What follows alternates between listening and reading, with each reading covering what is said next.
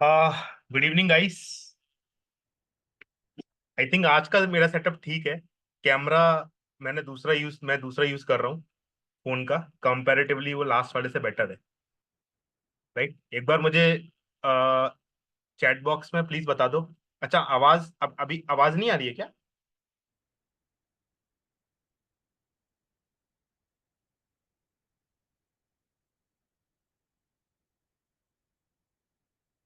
Guys, आवाज आ रही है कि नहीं आ रही है? एक बार प्लीज मुझे चैट बॉक्स में बताओ। आ रही है? ओके। ओके, तो आई थिंक सेटअप ठीक है, कैमरा ठीक है, वॉइस भी ठीक है। हम स्टार्ट कर सकते हैं। Okay. Okay, all good all good all good, fine fine fine fine. So guys, देखो आज हम लोग क्या करने वाले हैं।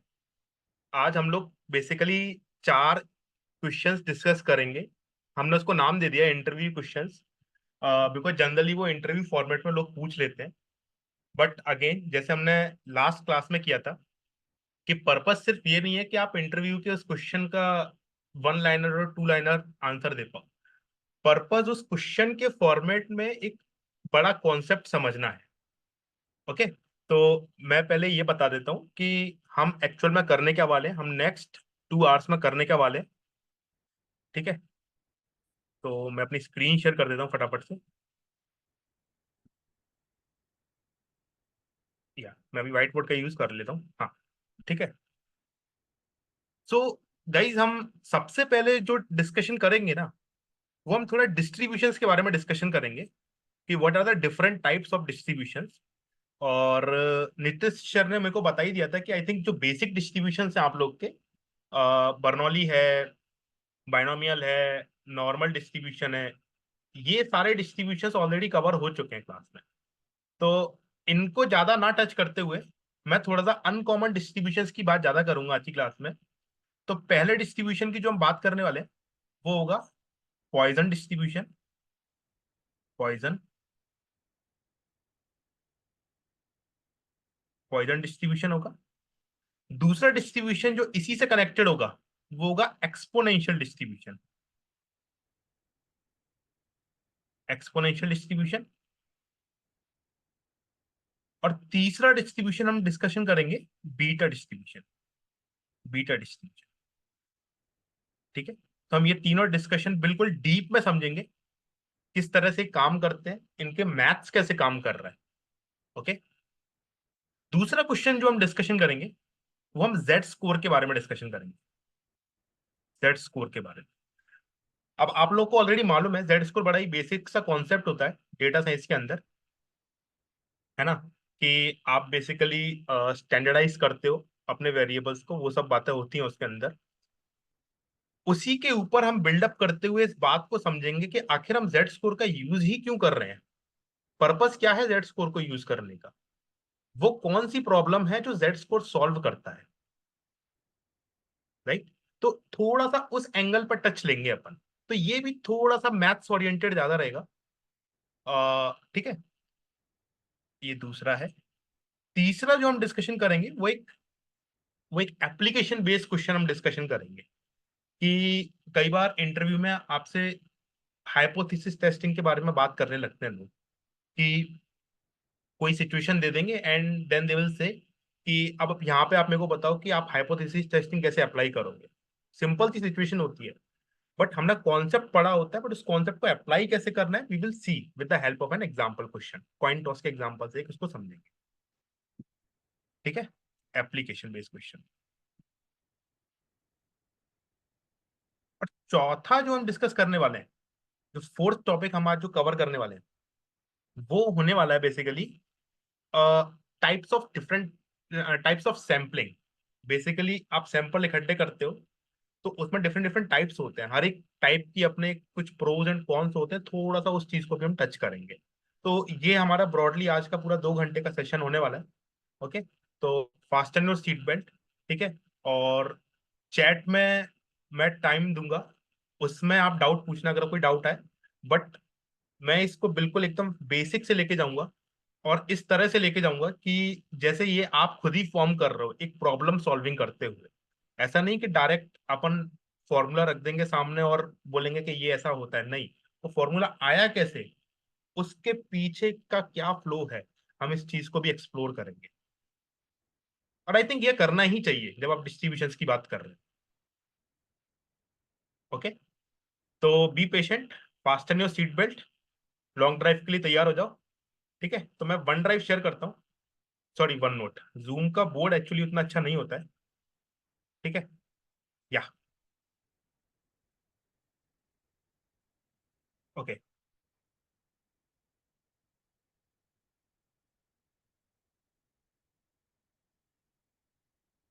या सो गाइस, स्क्रीन विजिबल है? स्क्रीन विजिबल है, एक बार मेरे चैट में बताओ। ठीक है, fine fine fine fine. Okay, ठीक है। सो तुम लोग में से काफी सारे स्टूडेंट्स कॉलेज स्टूडेंट्स होंगे, राइट? कॉलेज स्टूडेंट्स होंगे। ठीक है, तुम लोग के कॉलेज में कैंटीन भी होगी। ठीक है, अभी कैंटीन के जो ऑनर है वो मान लो रामू काका है। रामू काका तुम्हारी कैंटीन के ऑनर। ठीक है, तुम लोग अपने फ्री टाइम में जाते हो और वहां जाकर के समोसा, चाय, पेटीज जो भी खानी है वो तुम लोग खाते हो। रामू काका की प्रॉब्लम क्या है? रामू काका की प्रॉब्लम ये है कि उनके पास सिर्फ दो सर्वेंट है। ठीक है, रामू काका की प्रॉब्लम ये है कि उनके पास सिर्फ दो सर्वेंट है। तो कंटिन्यूअसली अगर ऐसा हो रहा है कि एक स्टूडेंट गया उसने कुछ लिया, दूसरा स्टूडेंट गया उसने कुछ लिया, या कंपैरेटिवली एक या दो या तीन चार स्टूडेंट्स भी अगर एक साथ उनकी दुकान में हैं, तो वो अपने स्टाफ के साथ काफी अच्छे से मैनेज कर पाते हैं। बट रामू काका क्या बोल रहे हैं कि यार अगर मेरे शॉप में ज्यादा नंबर ऑफ कस्टमर्स आने लगते हैं, फॉर एग्जाम्पल लेट से 5 कस्टमर्स आ गए एक टाइम पे, या 6 कस्टमर्स आ गए एक टाइम पे, या 8 कस्टमर्स आ गए एक टाइम पे, उनकी प्रॉब्लम बढ़ जाती है क्योंकि उनके पास स्टाफ तो सिर्फ दो ही है और वो मैनेज नहीं कर पाते उन कस्टमर्स को, तो कस्टमर का एक्सपीरियंस खराब होता है। राइट, और रामू काका की ये प्रॉब्लम है। अब आप डेटा साइंटिस्ट हो, उन्होंने बोला यार इस प्रॉब्लम का क्या सोल्यूशन हो सकता है। राइट, ये प्रॉब्लम का क्या सोल्यूशन हो सकता है, तो आपने सोचना शुरू करा। आपने सोचना शुरू करा, इन टर्म्स ऑफ प्रोबेबिलिटी सोचना शुरू किया कि आप, रामू काका ने अपना प्रॉब्लम बड़े ही लेमन टर्म्स में बता दिया, आप उसको टेक्निकल फ्रेमवर्क में कैसे सोचोगे? पहला काम तो ये है, और ये हमेशा आपको करना पड़ेगा। मतलब जब भी आप कोई भी कंपनी में हो या कोई भी हो, because you are a technical person, people don't know about the technology and everything. वो बड़ी एक सा स्टेटमेंट दे देते हैं और उसको आपको टेक्निकल फ्रेमवर्क में सोचना होता है। तो आपने प्रॉब्लम को कैसे फेस किया? आपने प्रॉब्लम को कैसे फेस किया कि यार मुझे क्या करना है, मुझे ये पता लगाना है कि रामू काका की शॉप पे 5 कस्टमर्स एक साथ हों, इस बात की क्या प्रोबेबिलिटी है? रामू काका की शॉप पे 6 कस्टमर्स हों, इस बात की क्या प्रोबेबिलिटी है? या इसको और दूसरे वे में अगर हम फ्रेम रिफ्रेम करें, अगर हम और दूसरे वे में रिफ्रेम करें कि तो आप क्या पता लगाना चाहते हो कि based on a given time interval, let say आपके पास कोई भी एक टाइम इंटरवल है, एक पर्टिकुलर आवर के अंदर, एक पर्टिकुलर आवर के अंदर 5 कस्टमर्स रामू काका की शॉप पे आएंगे, इसकी क्या प्रोबेबिलिटी है? 6 कस्टमर्स रामू काका की शॉप पे आएंगे, इसकी क्या प्रोबेबिलिटी है?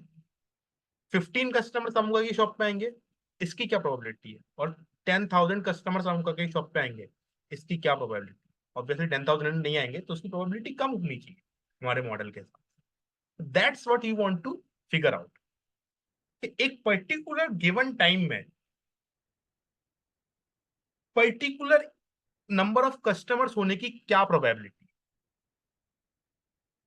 राइट गाइस, प्रॉब्लम समझ में आई? अगर प्रॉब्लम समझ में आई और कन्विंस्ड हो प्रॉब्लम से, तो एक बार मुझे चैट बॉक्स में यस लिख दो। We will see the probability when more customers come. Yup yup yup yup. So this is what we want to do. Right, अब हम सोचना कैसे शुरू करेंगे? अज्यूम दैट आपको पता ही नहीं है कि हम पॉइजन डिस्ट्रीब्यूशन जैसा कुछ होता है, आपको सिर्फ मालूम है बर्नौली इवेंट्स मालूम है और बायनोमियल मालूम है, बड़ा ही बेसिक बेसिक से फंडे मालूम है। आप कैसे सोचना शुरू करोगे, आप ये सोचो।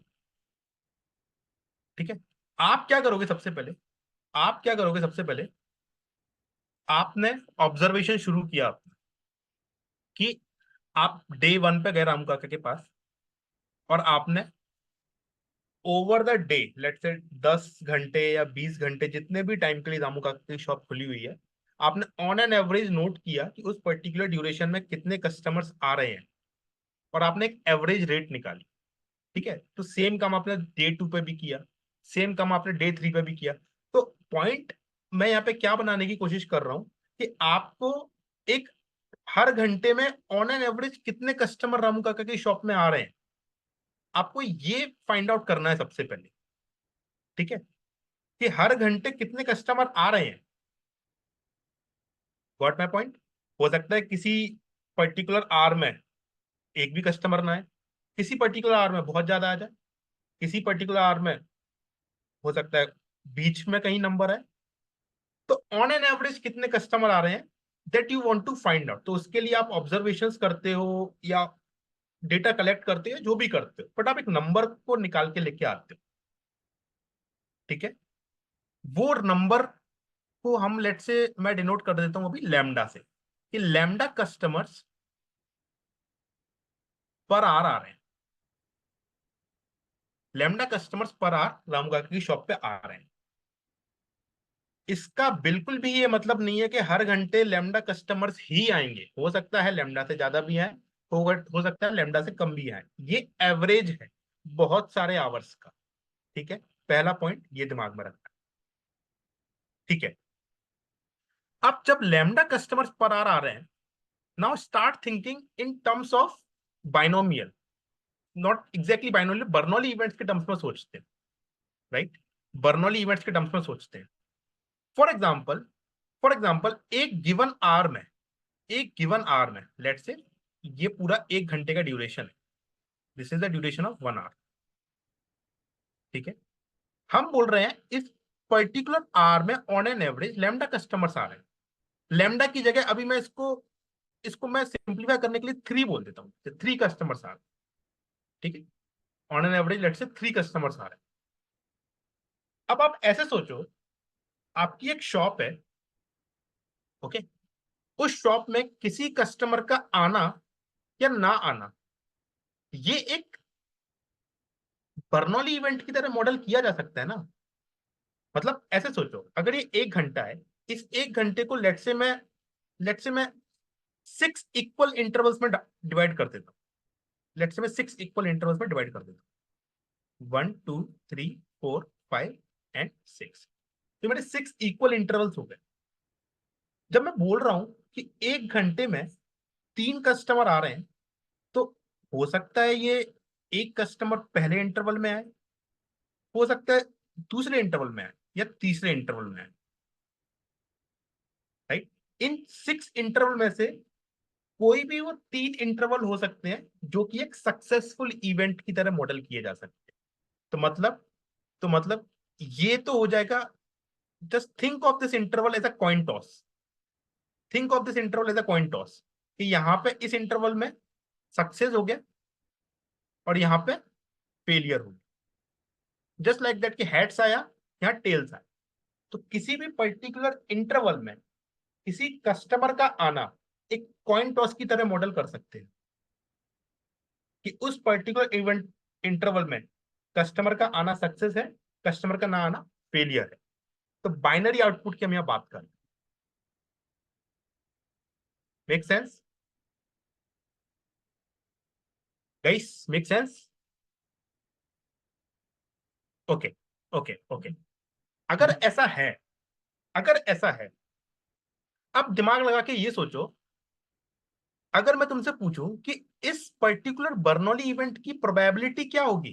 जैसे कॉइन टॉस में तो आपको पता होता है कि यार मेरी सक्सेस या फेलियर कुछ भी होने की प्रोबेबिलिटी 50% है, आइदर वो हेड्स आएगा या टेल्स आएगा, आपको मालूम है कि वो 50% है। इस पर्टिकुलर केस में अगर मैं बोलूं कि ये पर्टिकुलर इवेंट होने की प्रोबेबिलिटी कैसे कैलकुलेट करोगे, तो मैं यहां पे इस प्रोबेबिलिटी को 3/6 लिख दूंगा। अभी आप लोग सोच रहे होंगे 3/6 कैसे लिखती। थिंक लाइक दैट इन अ वे, ऐसे सोचो कि ये 6 जो इंटरवल्स हैं, 6 इंटरवल्स हैं, इसको 6 कॉइन टॉस की जगह सोचो। 6 इंटरवल्स, 6 कॉइन टॉस, राइट? उसमें से 3 अराइवल हुए हैं, तो 3 सक्सेस हुए। तो 6 बार सिक्का उछाला, 3 बार सक्सेस हुआ, तो प्रोबेबिलिटी ऑफ हेड्स कितनी होगी? 3/6 होगी कि नहीं होगी? प्रोबेबिलिटी ऑफ सक्सेस कितनी होगी? 3/6 होगी कि नहीं होगी? Make sense guys? यस। अभी तो अगर 6 इंटरवल है तो ऑब्वियसली ये प्रोबेबिलिटी 3/6 होगी। यहां तक वी आर फाइन, यहां तक वी आर फाइन। ओके, अभी मुझे ये बताओ, this is the average rate, right? और ये प्रोबेबिलिटी जो हम कैलकुलेट कर रहे हैं, ये प्रोबेबिलिटी बेसिकली एवरेज रेट के बेस पे बनी है, बहुत सारे ऑब्जर्वेशन डेटा के बेस पे बनी है। ठीक है, तो ये इस तरह से मॉडल हुआ है। अब हम थोड़ा आगे बढ़ते हैं। अगर मैं तुमसे पूछूं, अगर मैं तुमसे पूछूं कि अच्छा मुझे ये बताओ कि इन 6 इवेंट्स में से 4 कस्टमर आने की प्रोबेबिलिटी कितनी है? 4 कस्टमर आने की प्रोबेबिलिटी कितनी है? तो बर्नौली थ्योरम के अकॉर्डिंग तुम क्या लिख दोगे? तुम सिंपली ये लिख दोगे ना कि 6C 4, 4 सक्सेस चाहिए। प्रोबेबिलिटी कितनी है सक्सेस की? 3/6 पावर, 3/6 पावर 4, एंड 1 - 3/6 पावर 6 - 4। भाई यही वाला फॉर्मूला तो मैं यूज कर रहा हूं, NCR, P power R, 1 - P power N - R, क्योंकि 3/6 प्रोबेबिलिटी ऑफ सक्सेस है। Out of 6 time intervals 4 success होंगे, 4 अराइवल्स होंगे, ये प्रोबेबिलिटी हो जाएगी। 5 कस्टमर आने की प्रोबेबिलिटी मैं ऐसे लिख सकता हूं। तो बेसिकली मैं क्या कर रहा हूं, मैंने मैंने काफी हद तक मैंने ये मॉडल कर लिया कि एक पर्टिकुलर गिवन आवर में 2 सक्सेस होने की, यानी कि 2 अराइवल्स होने की क्या प्रोबेबिलिटी है, मैं इस फॉर्मूले से निकाल सकता हूँ। 3 सक्सेस यानी कि 3 अराइवल्स होने की प्रोबेबिलिटी कितनी है, मैं इस फॉर्मूले से निकाल सकता हूँ। तो मैंने काफी हद तक मैंने इस प्रॉब्लम को सॉल्व कर लिया। Guys agreed? यहां तक बात, यहां तक क्लियर है बात? यस। बट बहुत बड़ा वाला बट, इसमें एक प्रॉब्लम है। अगर ऐसी प्रॉब्लम सॉल्व हो जाती तो पॉइसन डिस्ट्रीब्यूशन की तो जरूरत ही नहीं पड़ती ना। इसमें एक प्रॉब्लम है। प्रॉब्लम क्या है, इस बात को सोचो। हमने जो मॉडल किया है, उस मॉडल में आप ये अज्यूम कर रहे हो कि जो भी आपके अराइवल हैं, ये जो भी आपके कस्टमर्स आ रहे हैं, वो एक टाइम पे नहीं आएंगे। वो या तो इंटरवल 1 में आएगा, या इंटरवल 2 में आएगा, या इंटरवल 3 में आएगा। हम ये नहीं बोल सकते कि एक पर्टिकुलर मोमेंट पर मल्टीपल कस्टमर्स आ रहे हैं, राइट? मतलब ये आप समझ रहे हो, प्रॉब्लम को समझ रहे हो? कस्टमर्स के बारी बारी आने की प्रोबेबिलिटी को तो ये अच्छे से मॉडल हो रहा है, बट हमारी ओरिजिनल प्रॉब्लम तो ये है कि हो सकता है कस्टमर्स एक साथ आ जाए, एक साथ 4 कस्टमर आ जाए, एक साथ 5 कस्टमर आ जाए। उस इशू को ये टैकल नहीं कर पा रहा है यहाँ पे, राइट? उस इशू को ये टैकल नहीं कर पा रहे हैं यहाँ पे। तो आप तो उस इशू को टैकल करने का तरीका क्या है? सोचो, ये जो इंटरवल्स हैं, इन इंटरवल्स को आप जितना ज्यादा, ये इंटरवल्स बहुत ज्यादा कोर्स हैं, ठीक है? इसको मैं कोर्स इंटरवल बोल देता हूँ, कोर्स इंटरवल।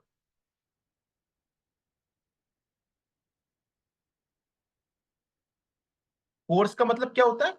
बड़े बड़े, right? We need more granular intervals.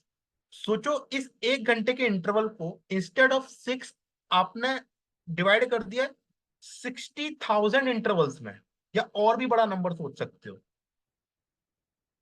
तो आप जैसे जैसे इंटरवल्स को बढ़ाते जा रहे हो उस पर्टिकुलर टाइम ड्यूरेशन में, आप कहीं ना कहीं इस चीज को भी तो आप पिक्चर में लेके आ रहे हो कि एक ही टाइम पे मल्टीपल कस्टमर्स आ सकते हैं।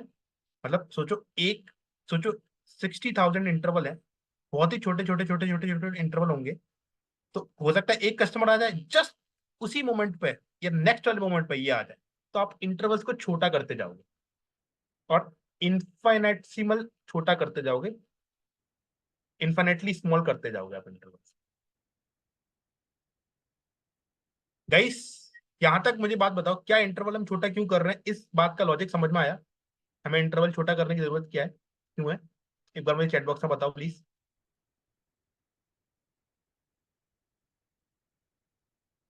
We are tracking not Mukesh, not even minor second, milli second, nano second, micro second, जितना छोटा सोच सकते हो, बिकॉज हमारा जो अराइवल है वो किसी भी मोमेंट पे हो सकता है। Yes yes yes. तो अब आप ये सोचो, तो अब आप ये सोचो, अब आप ये सोचो, तो मेरी जो प्रोबेबिलिटी हो जाएगी फिर सक्सेस की, वो वो तो 3/n हो जाएगी ना। प्रोबेबिलिटी ऑफ सक्सेस कितनी हो जाएगी? 3/n, बिकॉज इंटरवल 6 थे तो 3/6 था। अभी इंटरवल n हो गए तो 3/n हो जाएगी, राइट? Yes yes. अच्छा, अब तो फिर मैं इस चीज को कैसे मॉडल करूंगा? NCR P, sorry my bad, एक मिनट, एक गिव मी मिनट। हाँ, क्या? NCR 3/n power r and 1 minus 3/n power n minus r. Now this is the probability where n is tending to infinity. N is very large, very very large. जो हमारे number of interval है बहुत ज्यादा है, तो n is tending to infinity. This is this is my probability. तो मैं इसको थोड़ा सा और अच्छे से रिप्रेजेंटेटिव वे में लिख देता हूं कि in a given time probability of r arrivals will be limit n tending to infinity NCR 3/n। याद रखना 3 एवरेज रेट है जो हम मल्टीपल डेज की ऑब्जर्वेशन से लेकर के आए हैं।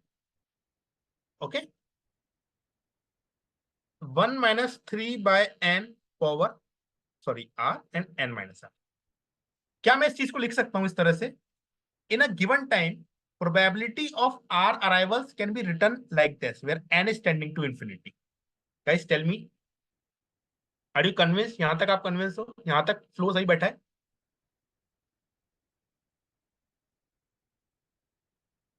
बस। और बिलीव मी, यही तो पॉइसन डिस्ट्रीब्यूशन है, यही तो पॉइसन डिस्ट्रीब्यूशन है। ये वही इक्वेशन है जो आप देखते हो हर जगह पॉइसन डिस्ट्रीब्यूशन की। E power minus lambda and e power minus lambda and lambda power r upon factorial r, ये वही इक्वेशन है जो हर जगह देखते हो। इसको सॉल्व करोगे तो यही आ जाता है। एक बार मैं इसको बता देता हूं कि इसका सॉल्यूशन ये आता कैसे है। कहीं ना कहीं इस बात को एक्नॉलेज करना पड़ेगा, और जिसने ये सोचा है उसके दिमाग की भी दाद देनी पड़ेगी कि क्या तो सोचा होगा उसने मैथ्स में।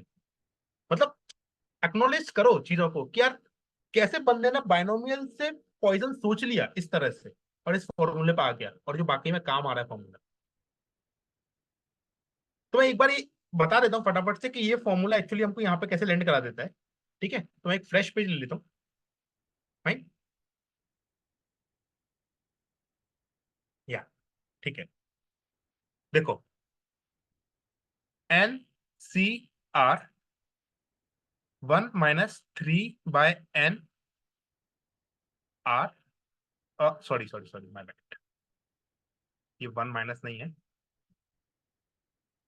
हाँ, 3/n r 1 minus 3/n power n minus r। ठीक है, अब इसको फटाफट सॉल्व करते हैं। देखो एनसीआर को ओपन करोगे तो क्या बनेगा? एनसीआर को ओपन करोगे तो क्या बनेगा? Factorial n upon factorial n minus r and factorial r, ये बन जाएगा एनसीआर का। और ये तो 3/n पावर r ही बनेगा, और ये 1 माइनस 3/n की पावर n माइनस r बनेगा। अच्छा, इसको सॉल्व करो तो n-1, नॉट n-1,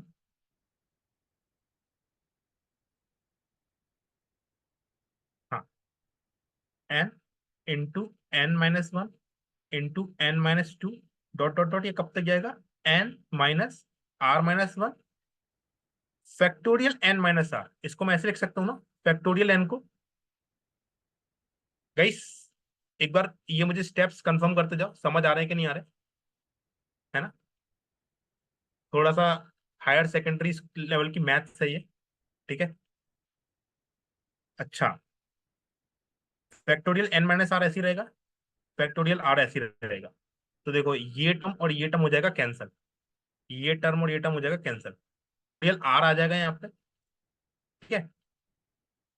अब यहाँ पे एक बात सोचो, यहाँ पे एक बात सोचो, इसको ऐसे लिख सकते हैं, 3 power r upon n power r, और इसको लिख दो, इसको लिख दो 1 - 3 पावर n,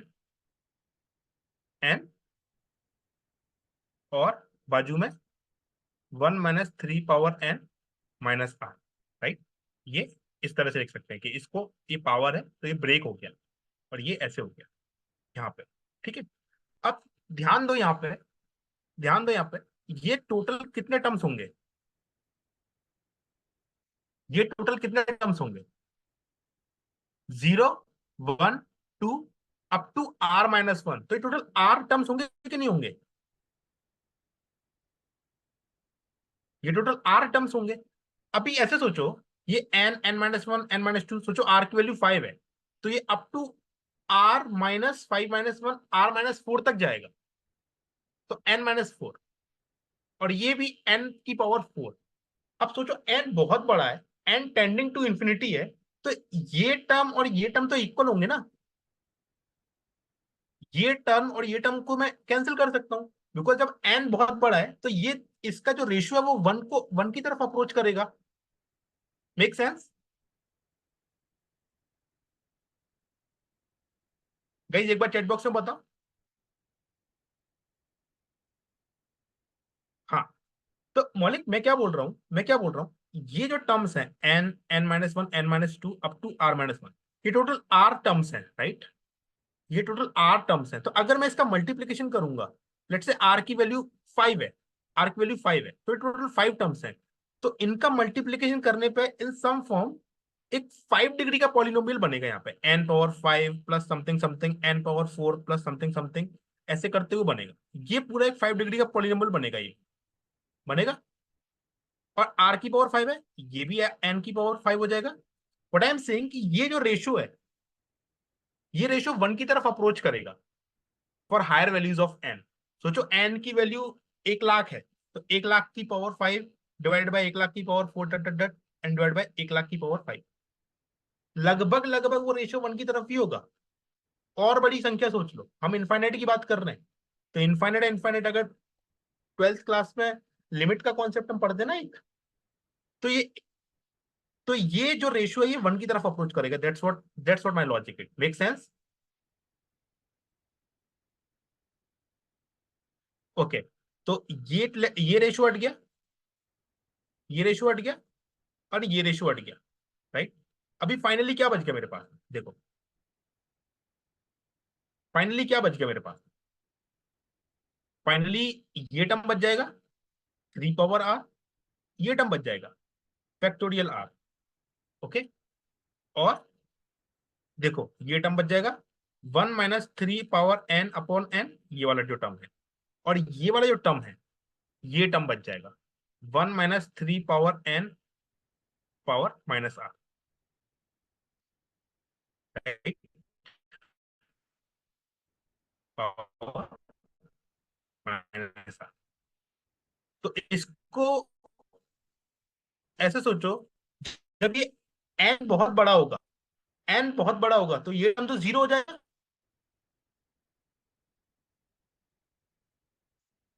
गाइस एक बार चैट बॉक्स में बताओ, अगर n बहुत बड़ा, ये टर्म तो 0 हो जाएगा, और 1 की पावर कुछ भी हो तो वो तो 1 ही रहेगा।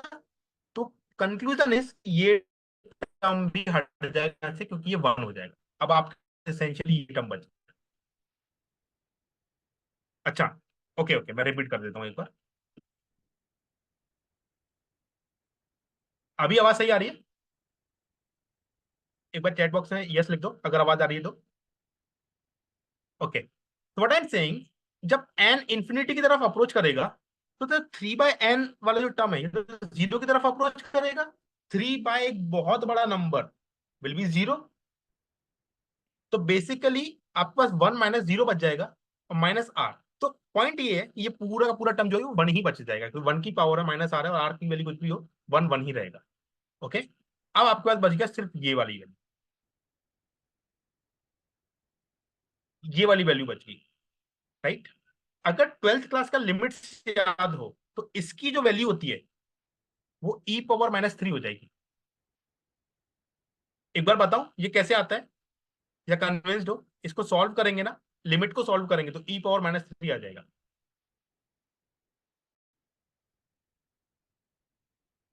ओके, मैं एक बार मैं बता दूं, don't worry don't worry don't worry. देखो, what we have to solve, 1 - 3 power n हमको ये सॉल्व करना है कि इसकी वैल्यू क्या है जब n is tending to infinity. n is tending to infinity, let's say इसकी वैल्यू x है। लेट्स से इसकी वैल्यू x है, इसको सॉल्व किया, 1 - 3 पावर n इसकी वैल्यू x। ओके, दोनों तरफ लॉग लो, ln x equal to n ln 1 - 3/n n ln 1 - 3/n। Make sense? ठीक है। अच्छा, इस n को मैं हटा करके, इस n को मैं हटा करके यहां पे लिख सकता हूं 1/n, 1/n, राइट। और देखो, अब यहां पे अगर n को इन्फिनिटी रखोगे तो ये ln 1 बन जाएगा जो कि होता है 0। और नीचे भी अगर n को इन्फिनिटी रखोगे तो नीचे भी बन जाएगा 0, तो ये 0/0 का फॉर्म बन रहा है। तो एक रूल होता है, अगर चाहो तो इसके बारे में और स्टडी कर सकते हो। L hospital rule, yes Shivam, L hospital rule. L hospital rule 12th class में हम पढ़ते हैं जब हम मैथ्स लेते हैं। आई थिंक काफी बच्चे कॉमर्स के होंगे तो थोड़ा सा उनको स्ट्रगल हो सकता है इसमें, but trust me, L hospital rule में आप क्या करते हो, ऊपर का डेरिवेटिव और नीचे का डेरिवेटिव आप ले लेते हो। ठीक है, तो एल एन 1/(1 - 3/n) का डेरिवेटिव क्या आएगा, 1/(1 - 3/n), ओके, और इंटू -3 -1/n², -3 -1/n², ये हो जाएगा ln 1 - 3/n, और -1/n का डेरिवेटिव हो जाएगा -1/n²। ओके, तो इससे ये खत्म हो जाएगा, n की वैल्यू इन्फिनिटी को टेंड करेगी तो ये टर्म 0 हो जाएगा, तो कुल मिला के क्या आ जाएगा -3। तो ln x विल बी -3 हो जाएगा। तो इस तरह से x की वैल्यू क्या आ जाएगी, e⁻²। ओके, तो इसेंशियली जो हमारी इक्वेशन बच गई लास्ट में वो क्या बच गई, 3 power r e⁻³ upon lambda r, sorry, factorial r। This is what, this is what, this is probability of arriving r customers. Mukesh, I understand that कि थोड़ा मैथ्स में स्ट्रगल हो सकता है, बट बताने का पर्पस सिर्फ यही था कि एग्जैक्टली पता होना चाहिए कि फॉर्मूला ऐसे ही कहीं ना किसी से उठा के नहीं देती है, right. What I would suggest, अगर मैथ्स में स्ट्रगल हो रही है, मैथ्स में स्ट्रगल हो रही है, तो सिर्फ इतना समझो कि ये इसको जब हम सॉल्व करेंगे इस पर्टिकुलर पार्ट को, तो आप यहाँ पे पहुंच जाओ और बड़ा ही सिंपल एल्जेब्रिकली इसको सॉल्व करते, 2 बार खुद से करोगे ना इसको समझ में आ जाएगा, राइट। इसको सॉल्व करने पे हम यहाँ पे पहुंच जाते, ओके। हाँ, तो this is the probability of arriving r customers in a period of 1 hour। यही तो है। Guess what, this is what the Poisson distribution is।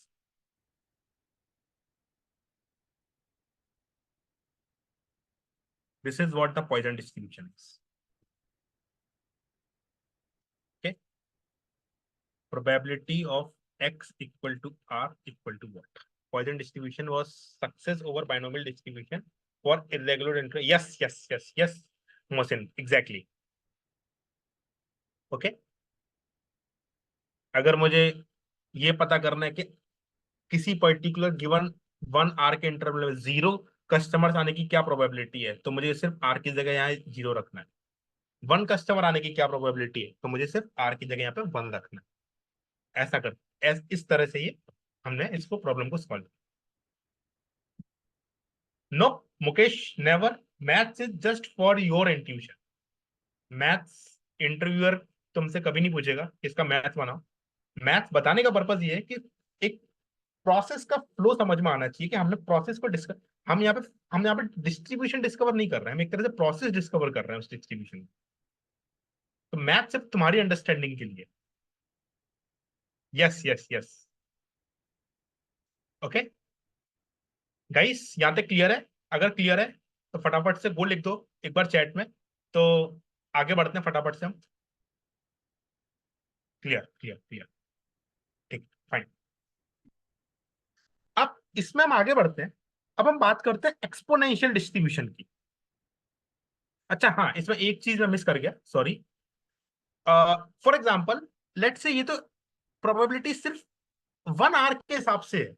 Late से मुझे ये पता करना है कि 10 मिनट में कितने कस्टमर्स आ रहे हैं मेरे पास, 10 मिनट में कितने कस्टमर्स आ रहे हैं। और इस 3 को ना, इसको मैं ऐसे भी लिख सकता हूँ, probability x equal to r. 3 क्या था इनिशियल में, याद करो, लैम्डा था ना, लैम्डा कस्टमर्स पर आर था ये। तो इसको lambda power r e power minus lambda upon factorial lambda, इसको मैं ऐसे भी लिख सकता हूँ। सोचो, मुझे सिर्फ 1 घंटे का देखना ही नहीं है, मुझे ये देखना है कि in a particular 10 minute period, एक गिवन 10 मिनट के पीरियड में कितने कस्टमर आ रहे हैं। आपको क्या चेंज करना पड़ेगा यहाँ पे, क्या चेंज करना पड़ेगा? सब कुछ सेम रहेगा, सिर्फ जो लैम्डा पर आवर के हिसाब से जो हो रहा है, वो लैम्डा आपको जो एवरेज रेट है वो पर 10 मिनट के इंटरवल के हिसाब से डालना पड़ेगा। भाई ऐसे सोचो ना, 1 आवर में लैम्डा कस्टमर्स है, राइट? तो 60 मिनट्स में लैम्डा कस्टमर्स है, तो 10 मिनट में कितने कस्टमर हो जाएंगे, लैम्डा बाय 6। तो essentially 10 minutes is lambda into 1/6 hour. तो इसको डायनेमिक रखने के लिए मैं इसको इस तरह से लिख देता हूं, लैम्डा टी। हो सकता हमेशा तुम 1 घंटे का नहीं देखोगे, तुम कई बार 10 मिनट का भी देखोगे, तुम कई बार 2 घंटे के हिसाब से भी देखोगे। तो इसको डायनेमिक रखने के लिए मैं इसमें टी का इंटू कर देता हूँ, कि अगर तुम 2 घंटे का देख रहे हो तो तुम्हें 2 घंटे के हिसाब से लेमडा को चेंज करना पड़ेगा, और सिंपली तुमको टी का इंटू करना पड़ेगा, एक फैक्टर का इंटू करना पड़ेगा, टाइम वाले फैक्टर का, right? T power minus lambda t upon lambda T, sorry ये लेमडा टी नहीं था, ये आर फैक्टोरियल था, माय बैड, ये आर फैक्टोरियल था।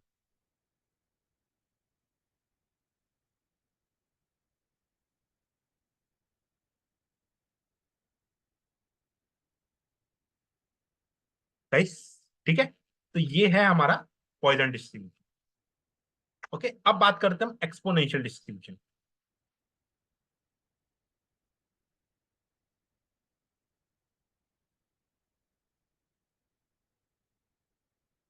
एक्सपोनेंशियल डिस्ट्रीब्यूशन को भी पॉइजन डिस्ट्रीब्यूशन के टर्म्स में हमको समझना है। मुकेश, ये डिस्ट्रीब्यूशन डिस्क्रीट रैंडम वेरिएबल पर है या कंटिन्यूअस? ये डिस्क्रीट डिस्ट्रीब्यूशन है मुकेश, ये डिस्क्रीट डिस्ट्रीब्यूशन है, बिकॉज हम कभी भी ये नहीं देख रहे कि 3.5 कस्टमर्स आने की प्रोबेबिलिटी क्या है, 4.5 कस्टमर्स आने की प्रोबेबिलिटी क्या है। आप हमेशा 0, 1, 2, 3 इंटीग्रल वैल्यूज पे प्ले करोगे, तो that's why this is a discrete distribution. अब बात करते हैं एक्सपोनेंशियल डिस्ट्रीब्यूशन की। भाई एक्सपोनेंशियल डिस्ट्रीब्यूशन पॉइजन डिस्ट्रीब्यूशन के टर्म्स में सोचो, इंटर अराइवल टाइम्स के बारे में सोचो। हम बात कर रहे हैं लेट से 5 कस्टमर आने की बात कर रहे हैं, तो जो इनका इंटर अराइवल टाइम है वो किस तरह से डिस्ट्रीब्यूटेड होगा। मतलब लेट से ये तुम्हारा टाइम स्केल है, ठीक है, ठीक है, ये यहां से शुरू हो रहा है। पहला कस्टमर लेट से यहां पे कहीं आता है,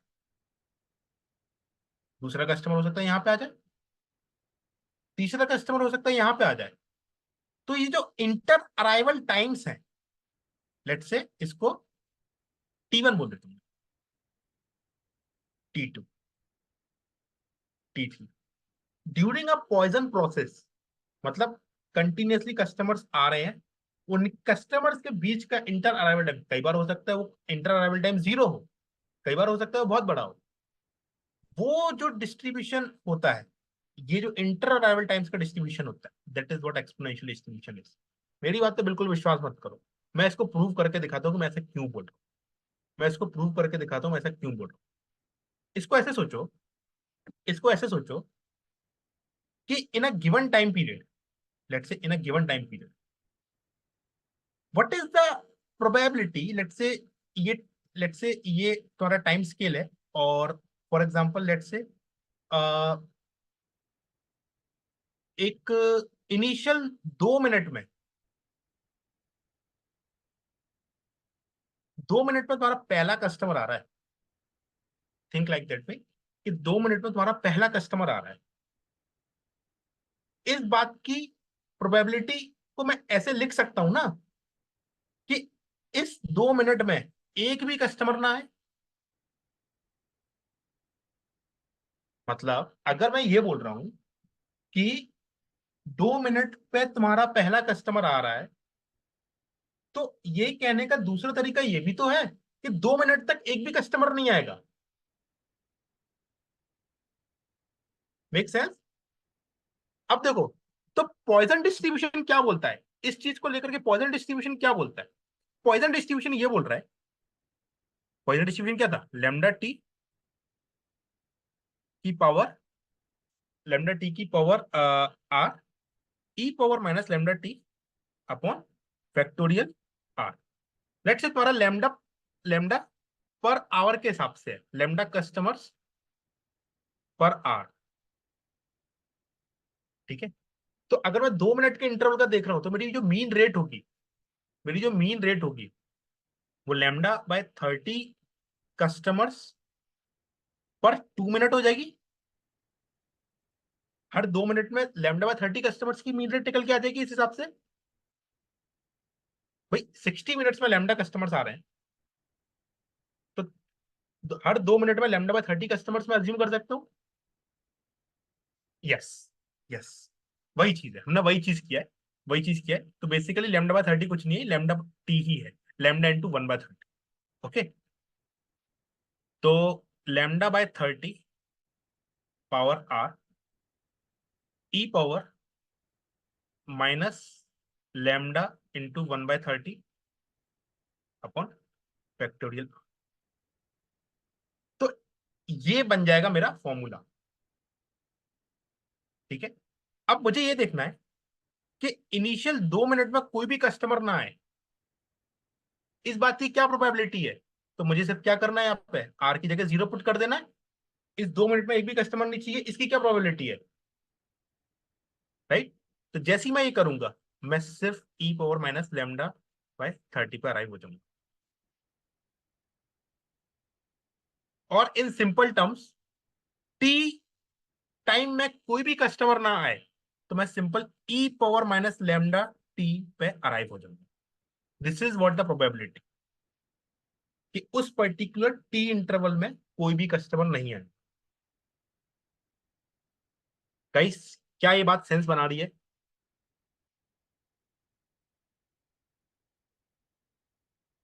यस, मतलब आपका जो अराइवल है वो टी के बाद ही होगा, टी से पहले नहीं होगा। प्रोबेबिलिटी ऑफ जो अराइवल होगी वो टी के बाद ही होगी। ओके, अब इसको ऐसे सोचो, अब इसको ऐसे सोचो, हमको क्या मॉडल करना है, हमको इंटर अराइवल टाइम्स को मॉडल करना है। देखो, अब देखो ये तो हमने जो निकाला है ना, ये तो एक तरह से क्यूमुलेटिव डेंसिटी फंक्शन है, राइट। हमको एग्जैक्टली क्या निकालना है वो मैं बताता हूँ। हमको एक इस तरह का फंक्शन निकालना है, जब अपन बात डिस्ट्रीब्यूशन ही कर रहे हैं, हमको एक इस तरह का फंक्शन निकालना है कि inter arrival time, inter arrival time 1 minute है, उसकी क्या प्रोबेबिलिटी है। इंटर अराइवल टाइम 2 मिनट है, उसकी क्या प्रोबेबिलिटी है। इंटर अराइवल टाइम 3 मिनट है, इसकी क्या प्रोबेबिलिटी है। हमको एक इस तरह का फंक्शन चाहिए, that's what our distribution mean, right? That's what our distribution mean. But ये तो हमको क्या दे रहा है, ये तो हमको क्या दे रहा है कि पर्टिकुलर 2 मिनट के बाद कस्टमर आएगा, इस बात की पूरी प्रोबेबिलिटी कितनी है? पर्टिकुलर 1 मिनट के बाद कस्टमर आएगा, इस बात की पूरी प्रोबेबिलिटी कितनी है?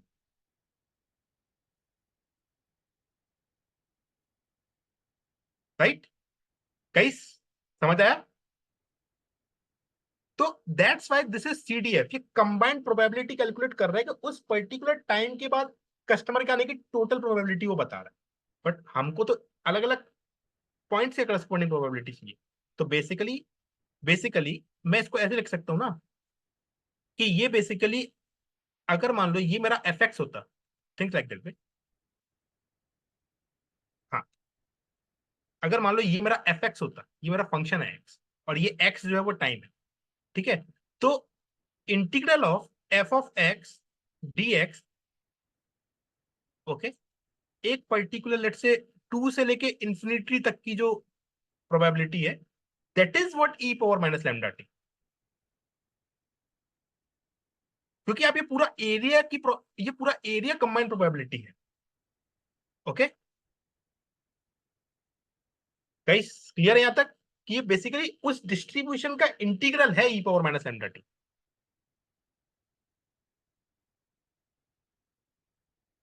अगर ये बात है तो बस हम पहुंच गए, हम पहुंच गए। इसको, अगर ये एरिया ई पावर माइनस लैम्डा टी है, तो ये एरिया कितना हो जाएगा? 1 - e⁻ क्योंकि टोटल एरिया 1 होगा, because it's a probability distribution. तो मैं ये भी लिख सकता हूं, 0 से t तक, लेट से किसी पर्टिकुलर टी इंटरवल तक देख रहे हैं, F of x D x will B 1 - e⁻ right? Yes, बस। तो एफ ऑफ एक्स हमारा प्रोबेबिलिटी डिस्ट्रीब्यूशन आ गया। सोचो किसी भी फंक्शन का इंटीग्रल, अगर ये फंक्शन है, तो इस फंक्शन का डेरिवेटिव भी तो एफ ऑफ एक्स होगा।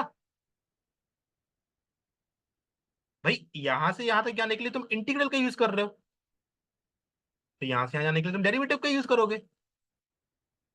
तो सिंपल क्या करना है, एफ ऑफ एक्स की वैल्यू निकालने के लिए, f of x will be derivative of 1 - e⁻ तो ये हो जाएगा तुम्हारा lambda e power minus lambda t, and that is what our exponential distribution is, f of x, x बोलो या टी बोलो, ठीक है?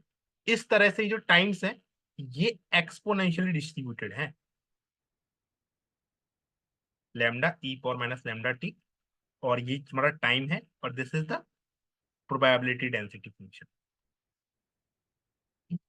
That's how it inter arrival times are exponentially distributed. Okay guys, यहां तक बात क्लियर है? आगे बढ़ जाए। तो पॉइजन हमने समझा, एक्सपोनेंशियल हमने समझा कि एक्चुअल में एक्सपोनेंशियल पॉइजन का ही एक डेरिवेटिव नहीं बोलूंगा, मतलब पॉइजन से ही निकला है वो, एक तरह से इंटर अराइवल टाइम्स की बात कर रहा है। ओके, तो इसको हमने ड्राइव कैसे किया, ये समझ में आया।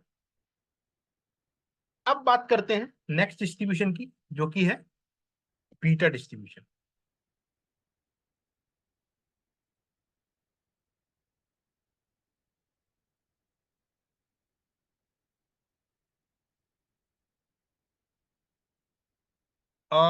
एक सेकेंड, एक सेकेंड, एक सेकेंड रुकना।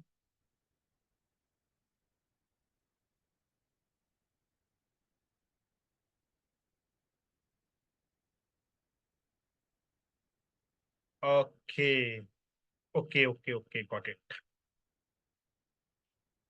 सो गाइज, बीटा डिस्ट्रीब्यूशन में सोच रहा हूँ थोड़ा लास्ट में कवर करते हैं, बिकॉज टाइम मुझे लग रहा है कुछ ज्यादा ही चला गया है ये एक्सप्लेन करने में। और हमारे पास अभी बाकी के 3 क्वेश्चन भी कवर करने हैं, और बीटा डिस्ट्रीब्यूशन अपने आप में थोड़ा सा टाइम टेकिंग है। तो अगर हम बीटा डिस्ट्रीब्यूशन पर गए, तो हमारे बाकी के तीनों क्वेश्चन रहने वाले हैं। तो एक बार मैं तीनों क्वेश्चन को टच कर लेता हूँ, और टाइम परमिट करेगा तो हम बीटा को भी टच करेंगे, नहीं तो फिर बीटा को हमको नेक्स्ट क्लास में टच करना पड़ेगा। फाइन। Okay okay okay. तो मैं बाकी क्वेश्चन को फटाफट फटाफट टच कर लेता हूँ, बिकॉज वो हो जाएंगे।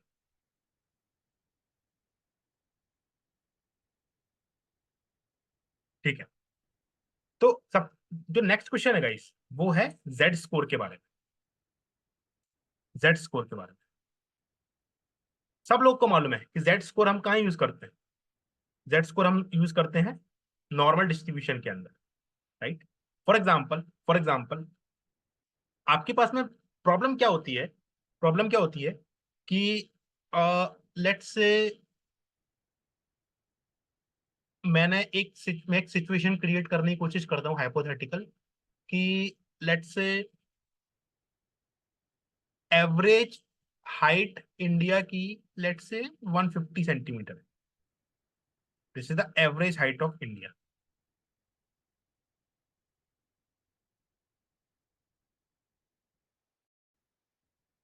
राइट, मैंने आपको इस पॉपुलेशन का स्टैंडर्ड डेविएशन भी दे दिया समहाउ, लेट्स से वो है कुछ है, मतलब लेट्स से 0.5 और समथिंग। नॉर्मल डिस्ट्रीब्यूशन के हिसाब से, नॉर्मल डिस्ट्रीब्यूशन के हिसाब से बिकॉज हमारे पास इक्वेशन है नॉर्मल डिस्ट्रीब्यूशन की, तो उसमें आपको अगर ये पता करना है कि ये प्रोबेबिलिटी डेंसिटी फंक्शन बन जाएगा इस तरह से, जो कि मीन हाइट होगी कहाँ पे, पॉपुलेशन की 150 सेंटीमीटर, ये पॉपुलेशन का डिस्ट्रीब्यूशन मैंने दे दिया, और ये जो स्टैंडर्ड डेविएशन होगा वो होगा 0.5।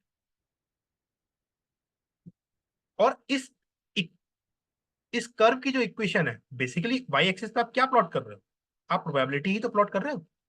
तो इस कर्व की जो इक्वेशन होगी वो होगी 1 upon sigma 2 pi e power x minus mu upon sigma का होल स्क्वायर।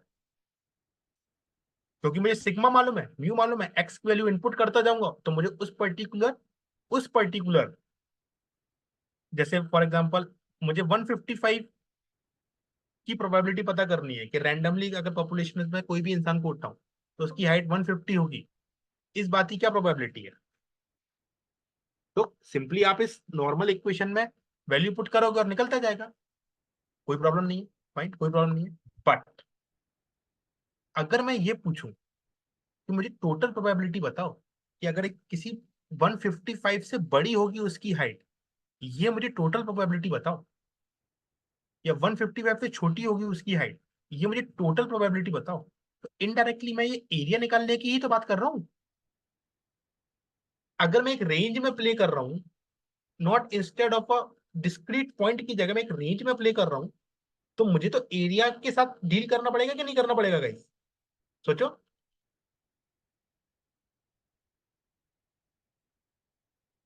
राइट, और एरिया मतलब इंटीग्रेशन, तो क्या करना पड़ेगा, ये इंटीग्रेशन करना पड़ेगा। लेट्स से मुझे 155 से बड़ा होने की प्रोबेबिलिटी पता करनी है, तो मैं 155 से लेके इसको इन्फिनिटी तक इंटीग्रेट करूंगा,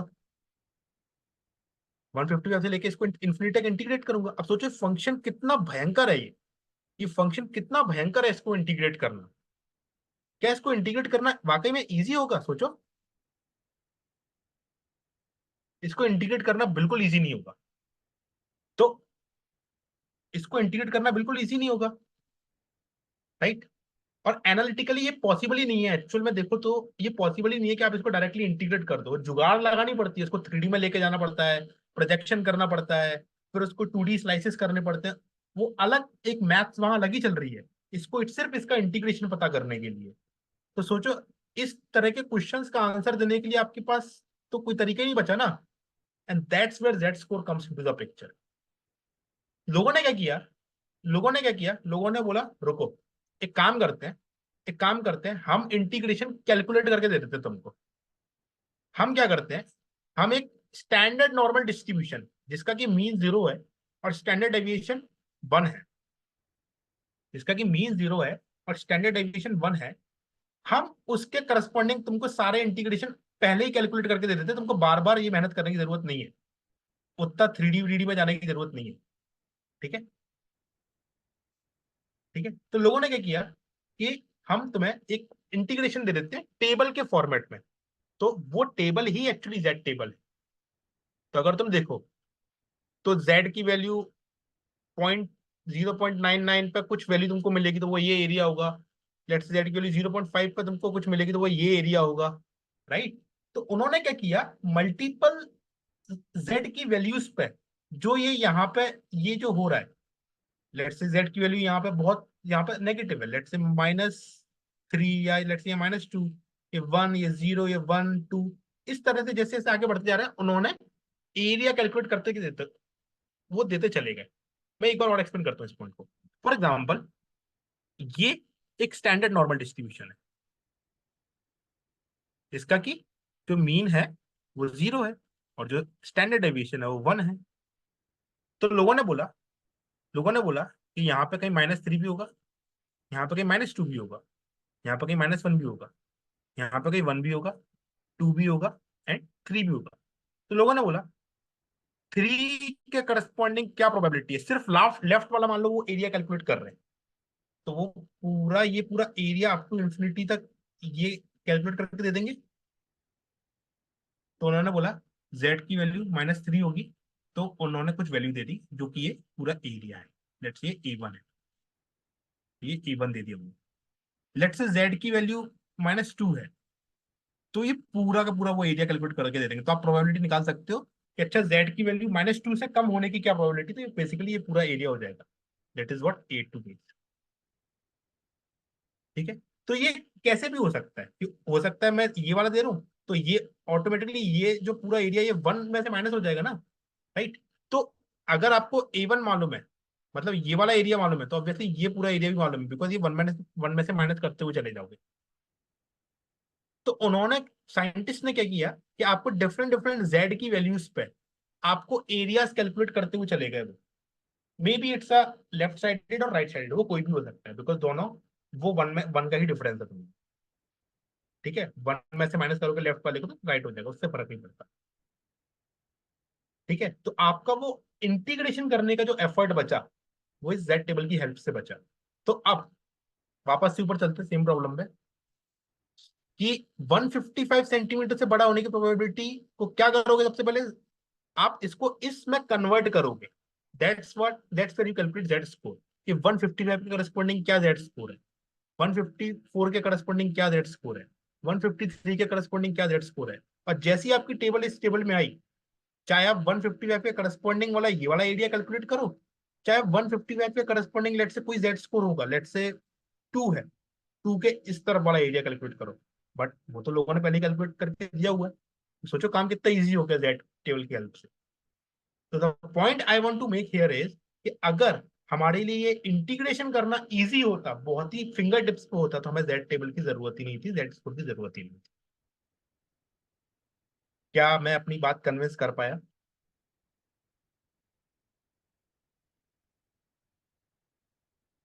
एक बार चैट बॉक्स में बताओ, क्या तुम लोग कन्विंस हुए मेरी बात से कि मैं जो बोल रहा हूँ वो सेंस बना रहा है?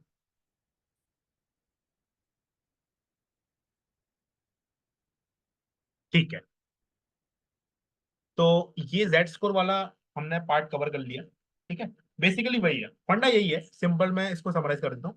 फंडा यही है कि ये एरिया कैलकुलेट करना बड़ा मुश्किल है, तो हमने उसको स्टैंडर्ड नॉर्मल में कन्वर्ट किया, that is what Z score. और हमने टेबल दे दी कि अच्छा इस जेड स्कोर के करस्पॉन्डिंग ये एरिया है, इस जेड स्कोर के करस्पॉन्डिंग ये एरिया, तो तुम बड़े इजीली एरिया कैलकुलेट कर लेते वहां से, वरना वो इंटीग्रेशन करना बहुत मुश्किल हो जाता है।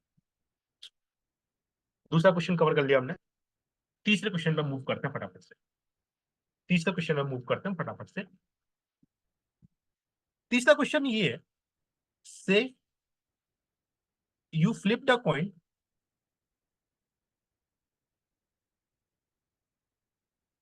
10 टाइम्स। एक सिक्के को 10 बार उछाला अपन ने, ठीक है। 10 बार में से सिर्फ एक बार हेड आया, बाकी 9 बार टेल्स आया। ये 9 टाइम्स टेल्स आया, एक बार हेड्स आया, राइट। यहां पे लगाओ hypothesis testing. What is the P value and how will you apply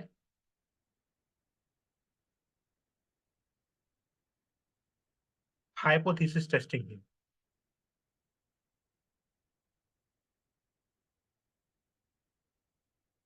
guys, क्या मैं ये अज्यूम करके चल सकता हूँ कि हाइपोथेसिस टेस्टिंग के फंडामेंटल्स मालूम है आपको, कि हम क्यों करते हैं, कैसे करते हैं, एक बेसिक फ्रेमवर्क क्या होता है? Can I assume that? एक बार चैट में बताओ, नल हाइपोथेसिस क्या होती है, अल्टरनेटिव हाइपोथेसिस क्या होती है, ये सारे फंडे मालूम है? अगर नहीं मालूम होगा तो बिकॉज मुझे वहां जाना पड़ेगा फिर पीछे।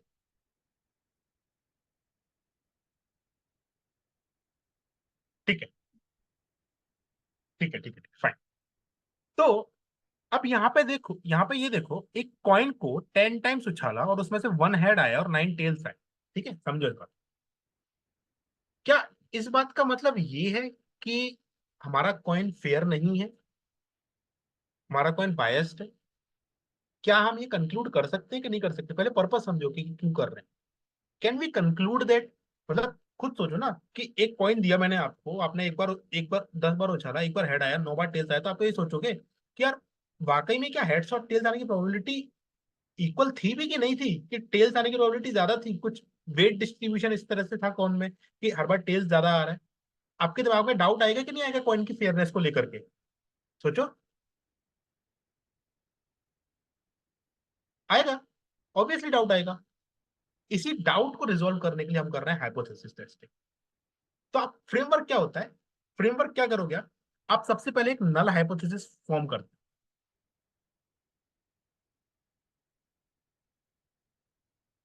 वो क्या फॉर्म, वो यहाँ पे क्या हो जाएगी, नल हाइपोथेसिस क्या हो जाएगी, एच नॉट इक्वल टू, कि प्रोबेबिलिटी ऑफ हेड्स जो है equal to probability of tails है, ऑब्वियसली वो 0.5। That is what null hypothesis means. That is what null hypothesis means, right? Alternate hypothesis क्या हो जाएगी?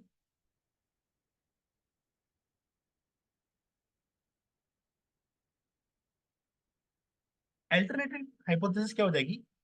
Probability of head is less than probability of tails. इस experiment को देखते हुए equal नहीं है मौलिक शाह, मौलिक तो वो टू टेल में हम चले जाएंगे, मैं अभी वहां जाना नहीं चाह रहा हूँ टू टेल टेस्ट में। ठीक है, इसीलिए मैंने अभी ये इक्वल नहीं है वाला कॉन्सेप्ट यहाँ पर नहीं किया, बिकॉज वो आपको फिर दोनों में, दोनों तरफ से आपको कैलकुलेट करना पड़ेगा पी वैल्यू। तो just to make things easier, अभी मैंने इसको लेस वाला लिया, राइट? तो ये मेरी अल्टरनेटिव हाइपोथेसिस है। भाई, नल हाइपोथेसिस क्या होती है? नल हाइपोथेसिस वो स्टेटमेंट होता है जो बाय डिफॉल्ट है वहां पे, वो इस्टेब्लिश्ड है, मतलब किसी के कहने की जरूरत नहीं है। मतलब एक चिप्स वाला, अगर मैं एक एग्जांपल दूं, एक कंपनी अगर ये बोल रही है कि हमारे पैकेट में 50 ग्राम चिप्स है, उनके पैकेट पे लिखा हुआ है 50 ग्राम चिप्स, ठीक है, और आप मेजर कर रहे हो और लेट से आपके पैकेट में 51 ग्राम निकला या 49 ग्राम निकला, नल हाइपोथेसिस वो हाइपोथेसिस है जिससे आपको आपको रॉन्ग प्रूफ करना है with the help of your experiment. आपको रॉन्ग इस चीज को प्रूव करना है कि ये पर्टिकुलर स्टेटमेंट को आपको रॉन्ग प्रूव करना है।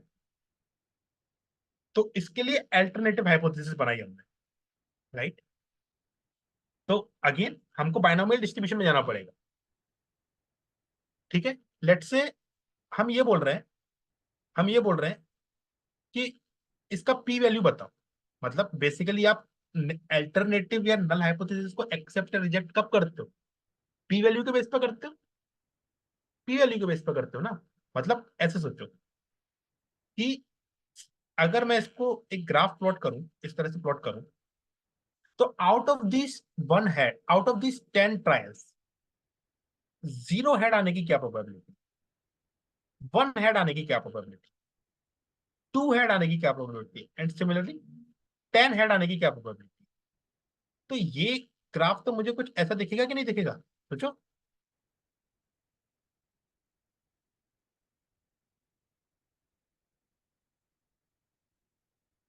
इस तरह का कुछ दिखेगा कि नहीं दिखेगा? मतलब यहाँ पे सबसे ज्यादा, मतलब 5 हेड्स अगर आने की, आउट ऑफ 10 5 हेड्स आने की अगर मैं प्रोबेबिलिटी कैलकुलेट करूं तो वो सबसे ज्यादा होगी, बिकॉज पॉइंट 50% फेयर है। तो this is what graph, this is that graph, this is that distribution जो कि हमको तब मिलता जब नल हाइपोथेसिस ट्रू होता, मतलब आपका कॉइन अगर 50% फेयर है, तो मैं सिंपल कैलकुलेट करता जाऊंगा ना अपने बर्नौली वाले फॉर्मूले से, n C r p power r one minus p power n minus से। आर की जगह 0 रखूंगा, एन की जगह 10 रखूंगा, पी की जगह 0.5 रखूंगा, 0 हेड आने की प्रोबेबिलिटी मिल जाएगी। सिमिलरली आर की जगह 1, एन की जगह 10 एंड पी की जगह 0.5, 1 की प्रोबेबिलिटी मिल जाएगी एंड सो ऑन। तो ये प्रोबेबिलिटी अगर मैं करूँ तो इस तरह के ग्राफ है, that is what the binomial distribution is ना, यही तो बाइनोमियल डिस्ट्रीब्यूशन है। अब इस डिस्ट्रीब्यूशन के हिसाब से अगर मैं ये पूछूं, इस डिस्ट्रीब्यूशन के हिसाब से अगर मैं ये पूछूं, आउट ऑफ 10 हेड्स क्या 1 हेड आने की प्रोबेबिलिटी 0 है? मतलब आपकी अगर नल हाइपोथेसिस ट्रू भी है, मतलब कॉइन अगर 50% फेयर भी है, तब भी देयर इज सम चांस ना कि out of 10 head there is एक 1 हेड आ जाए। कुछ तो चांस है ना, हो सकता है वो 1% हो या 2%, कुछ तो चांस है ना कि आउट ऑफ 10 हेड्स 1% 1 हेड आए आउट ऑफ 10 कॉइन टॉसेस। तो अब आप क्या करोगे? क्या आप अल्टरनेटिव हाइपोथेसिस को हटा दोगे, नल को रिजेक्ट, नल को एक्सेप्ट करोगे? That's your P value comes in the picture. कि आपकी पी वैल्यू क्या है, कि मतलब ये जो हुआ है, ये बड़ा ही रेयर इवेंट है। ये जो हुआ है, इस इवेंट के होने की प्रोबेबिलिटी, इस इवेंट या इस इवेंट से एक्सट्रीम इवेंट्स होने की क्या प्रोबेबिलिटी है? तो 1 हेड एंड 0 हेड, 1 हेड तो हुआ ही है और ये एक्सट्रीम वाला है। तो ये कंबाइंड प्रोबेबिलिटी है, that is what our P value, that is what our P value, right. और अगेन कॉन्फिडेंस इंटरवल के हिसाब से, अगर पी वैल्यू लेस देन, अगर मैं लेट से 5% कॉन्फिडेंस इंटरवल ले रहा हूँ, तो p value is less than, अगर 0.05 है, p value is less than 0.05 है, तो we will reject the null hypothesis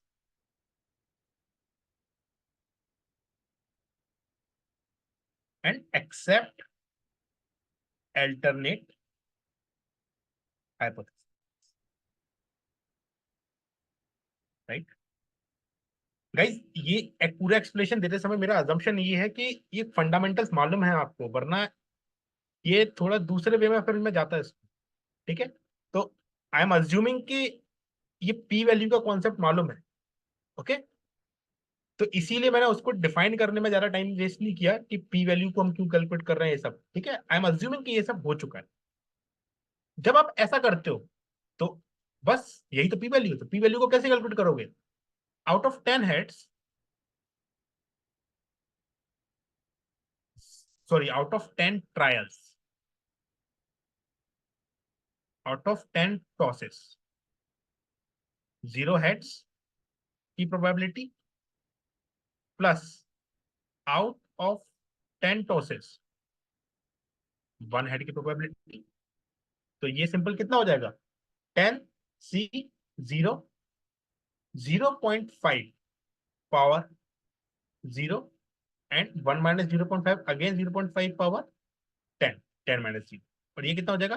10 C 1, 0.5 power 1 and 0.5 power 9। इन दोनों नंबर्स को सम करोगे, that is what your P value. और आई थिंक ये समथिंग समथिंग कुछ 0.0017 समथिंग कुछ आता है, ओके। तो this is your P value. Obviously your P value is less then alpha, मतलब 0.05 से तो कम है नहीं है।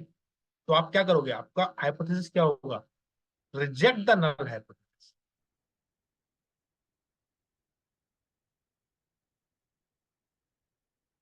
नल हाइपोथेसिस को रिजेक्ट करके we have to accept the alternative hypothesis, माने हमारा कॉइन बायस्ड है, अनबायस्ड नहीं है, प्रोबेबिलिटी ऑफ हेड्स और प्रोबेबिलिटी ऑफ टेल्स इक्वल नहीं है। That is what our conclusion, okay. क्या ये तीसरा क्वेश्चन क्लियर होगा गाइस?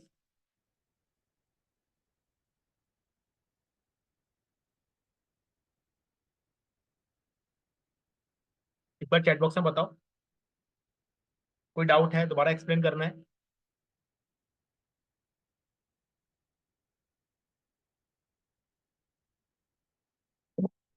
बताओ, समझ आया तो एक बार यस लिखो, और नहीं समझ आया तो नो लिखो, मैं वापस एक्सप्लेन करता हूँ।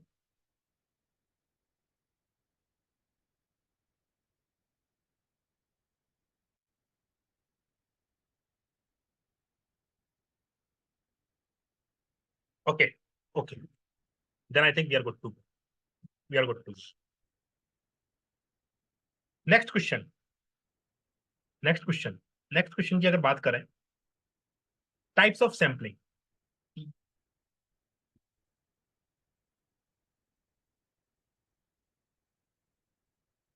टाइप्स ऑफ सैम्पलिंग की बात करते हैं। और Mohsin is asking if coin was tossed 100 times and had occurred 50 times, do we required to get p value of each occurrence till 50? Yep, Mohsin, yes, आपको 50 और 50 के मोर एक्सट्रीम, बट वो probability इतनी ज्यादा होगी ना कि वो ऑलमोस्ट प्रोबेबिलिटी 0.5 होगी।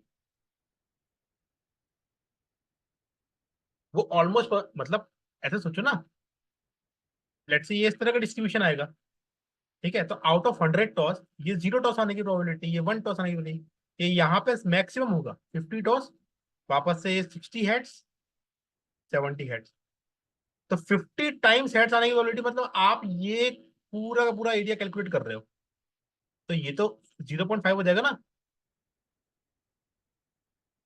तो ये तो 0.05 से बहुत बड़ा है। तो we will reject the alternative hypothesis और हम नल हाइपोथेसिस को एज इट इज रहने देंगे, and that make sense, right.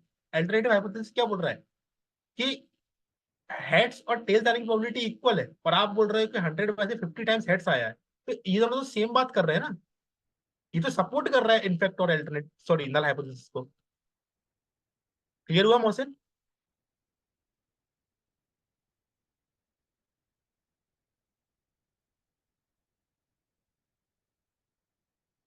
Okay, next आप बात करते हैं sampling, sampling, different types of sampling की बात कर रहे हैं। Yes, but the time consumption for calculating, time consumption मतलब ये कैसा पॉइंट है?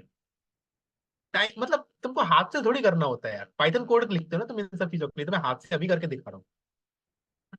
तुम 100 क्या, तुम 10,000 टाइम्स भी करोगे तब भी 1 सेकंड का काम है, कोड रन करोगे तो,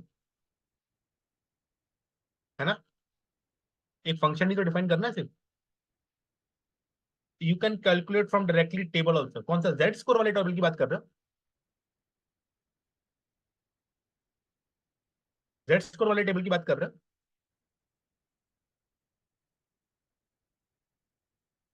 अगर जेड स्कोर वाले टेबल की बात कर रहे हो तो हाँ, डेफिनेटली वहां से भी कैलकुलेट कर सकते हैं।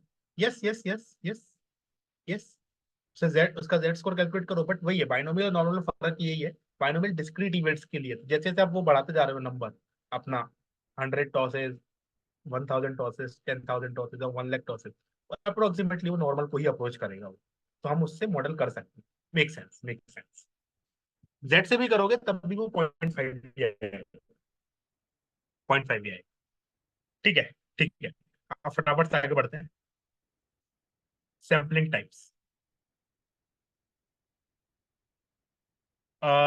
Guys, trust me, this is the most boring topic, इसमें कुछ भी इंटरेस्टिंग नहीं है करने के लिए, और शायद इसीलिए मैंने इसको सबसे लास्ट में रखा है, क्योंकि इसमें कुछ इंटरेस्टिंग वाकई में नहीं है बताने को। ठीक है, मतलब डेफिनेशंस हैं, कैसे करते हैं वो है, ठीक है, कुछ मैथ्स नहीं है, कुछ लॉजिक नहीं है, बट है, रिसर्चर्स ऐसे यूज करते हैं तो हम भी कर लेते हैं। तो बेसिकली दो तरह के सैम्पलिंग टाइप्स होते हैं, ऑब्वियसली मुझे सैम्पलिंग डिफाइन करने की जरूरत नहीं है इस पॉइंट पे, राइट। तो बेसिकली ब्रॉडली दो तरह के सैम्पलिंग टाइप्स होते हैं, एक होता है प्रोबेबिलिटी सैम्पलिंग,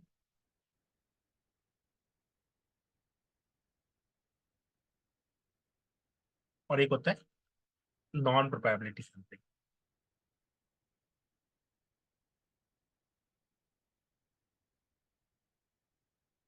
प्रोबेबिलिटी सैम्पलिंग है, नॉन प्रोबेबिलिटी सैम्पलिंग, तो नाम से समझ आ रहा है, प्रोबेबिलिटी मतलब यहाँ पे कुछ ना कुछ रैंडमनेस होगी, कुछ ना कुछ रैंडमनेस होगी, ओके। और नॉन प्रोबेबिलिटी में ऑब्वियसली रैंडमनेस तो होती है हर जगह, बट प्रोबेबिलिटी मेथड्स पे वो बेस नहीं होगा, हम डिस्कस करेंगे क्या। तो प्रोबेबिलिटी सैम्पलिंग में जो सबसे पहला जो आपका सैम्पलिंग टाइप आता है, that will be random sample. ठीक है, तो जैसे नाम बता रहे रैंडम सैम्पलिंग, कुछ भी नहीं है, कोई भी पॉपुलेशन है आपकी, ठीक है, और रैंडमली जाकर के हमने लोगों को इकट्ठा किया और सर्वे किया, that is what random sampling है, बस यही है। ठीक है, आप कैसे परफॉर्म करोगे इसको? For example you have the data of let's say 10 crore people, 10 crore people का डेटा है। ठीक है, कंप्यूटर में कैसे परफॉर्म करोगे random sampling? You will just use a random number generator.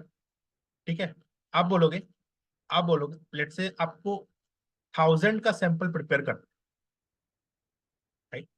आप बोलोगे कि यार मुझे ना 1000 रैंडम नंबर निकाल के दो, random numbers, random numbers between 1 to 10 CR। ठीक है, पाइथन के अंदर रैंडम नंबर जनरेटर होता है, तो उसकी हेल्प से आप क्या करोगे, 1000 रैंडम नंबर जनरेट करोगे, और हर रैंडम नंबर 1 से 10 CR के बीच में होगा। तो लेट से पहला रैंडम नंबर 789 है, आप 789 वाले रिकॉर्ड को फैच कर लोगे। दूसरा रैंडम नंबर लेट से 1 लाख है, अब 1 लाख वाले रिकॉर्ड को फैच कर लोगे, एंड सो बस यही है, this is what the random sampling. ठीक है, तो आप कंप्यूटर में कैसे परफॉर्म करोगे मैंने ये भी डिस्कस किया उससे। ओके, समझ आई बात? आगे बढ़ते हैं।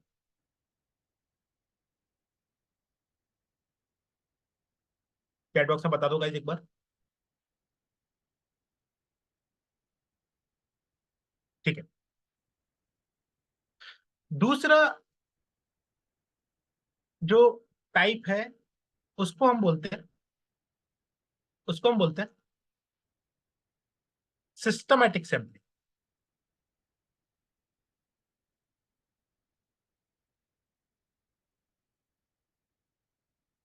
सिस्टमैटिक सैम्पलिंग, तो सिस्टमैटिक सैम्पलिंग में आप क्या करते हो ना, कि फॉर एग्जांपल इमेजिन ये 10 करोड़ लोगों का ही आपके पास में डेटा सेट है।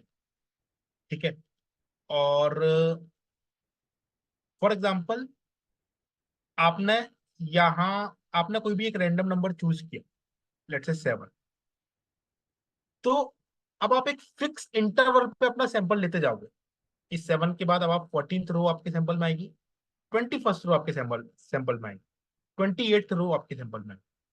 ओके, तो एक प्री डिफाइंड इंटरवल्स पे आपके सैंपल, आपके जो सैंपल पॉइंट्स हैं वो निकल के आते जाएंगे। तो that is what systematic sampling है। अभी सिस्टमैटिक सैंपलिंग के साथ प्रॉब्लम क्या होती है ना, सिस्टमैटिक सैंपलिंग के साथ प्रॉब्लम क्या होती है ना, कि इसमें बायस आने के चांसेस बहुत ज्यादा होते हैं। मतलब इमेजिन इमेजिन कि ऐसे सोचो कि लेट से अगर आपके डेटा में इस तरह से अरेंजमेंट है, मेल फीमेल, मेल फीमेल, मतलब पहली रो मेल की है, दूसरी रो फीमेल की है, तीसरी रो मेल की है, चौथी रो फीमेल की है, इस तरह का अरेंजमेंट है। तो अगर आप 7th के बाद लेट से अपना सेकंड रिकॉर्ड के बाद अगर आप हमेशा ही इवन नंबर में रिकॉर्ड उठाओगे, लेट से आप हर 4th रिकॉर्ड पे आप जा रहे हो, तो आप हमेशा 6th रिकॉर्ड पे जाओगे, फिर 10th पे जाओगे, फिर 14th पे जाओगे। तो इस तरह से क्या होगा, आप सारे के सारे फीमेल्स या मेल्स को ही कलेक्ट करोगे उस पर्टिकुलर सैंपल में। मेल्स वाले तो आ ही नहीं पाएंगे, बिकॉज वो हर बार इवन नंबर पे जा रहा है, और हर इवन नंबर पे तो फीमेल बैठी हुई है। तो इसमें कई बार चांसेस हो जाते हैं सिस्टमेटिक सैम्पलिंग में कि बायस आ जाता है, तो ये उतना ज्यादा यूजफुल नहीं होता है। तीसरा जो टाइप ऑफ सैम्पलिंग हम पढ़ते हैं वो होता है, ये इंपॉर्टेंट है, दैट इज स्ट्रेटिफाइड सैम्पलिंग।